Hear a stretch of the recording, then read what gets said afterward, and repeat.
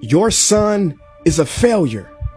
He's barely passing my class, and with grades like this, I'm just not sure what kind of future he's gonna have.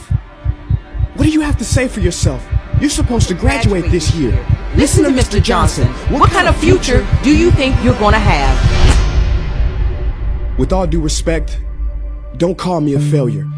Failure is an event, not a person, in fact. And you talk about the future, Mr. Johnson, but you're not preparing us for that.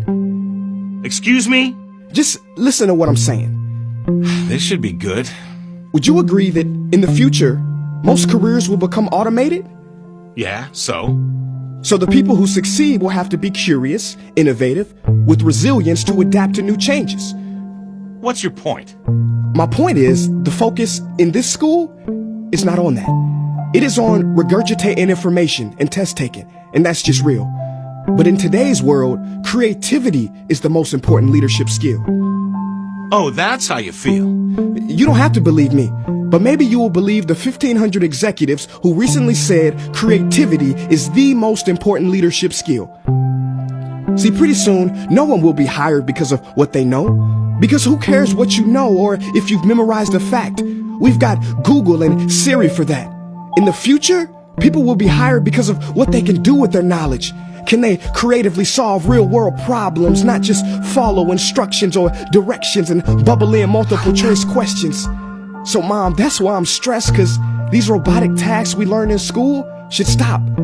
Because no one can do a robot's job better than a robot. Billionaire founder of Alibaba, Jack Ma, said that we should not compete with artificial intelligence, but instead focus on developing unique human intelligence. Mr. Johnson, drills are for teeth, not the human mind. So these repetitive knowledge-based tasks we must leave behind. Or in the future, you're gonna find a lot of people graduating out of your class right into the unemployment line. See, many top companies today don't look at grades. Mom, that old way is expiring. Google has been quoted as saying GPAs are worthless criteria for hiring. Founder of Tesla, Elon Musk, agrees. So I say this with unease and sorrow. If you continue to teach today as you taught yesterday, then you rob us students of tomorrow. Mr. Johnson, I'm gonna keep it real with you. Sometimes sitting in your class is tough. I'm constantly thinking, if I don't look up at the clock, maybe it'll speed up. So I listen to you do my work and pay attention, feeling like an hour had to have gone by. But it was only 3 minutes. So if you wonder why we're bored in class, look, you want to get a kid to hate reading? Give them this, a school textbook. And some people think it's our fault, and that hurts me. They say you can lead a horse to water, but you can't make him drink. And to that I say no. Firstly, you can put salt in that horse's hay and make him thirsty.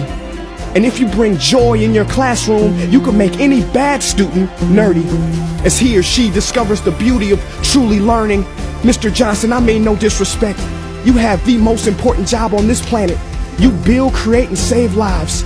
But if you really care about my future, like you say, then you have to fully commit and ask yourself honestly, how do I prepare a child for a future that doesn't yet exist?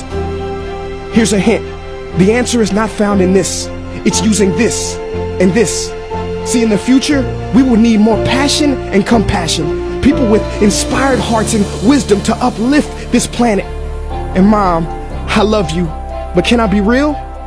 Go ahead. You want to know one of the biggest factors for childhood success? It's not IQ. It's family meals.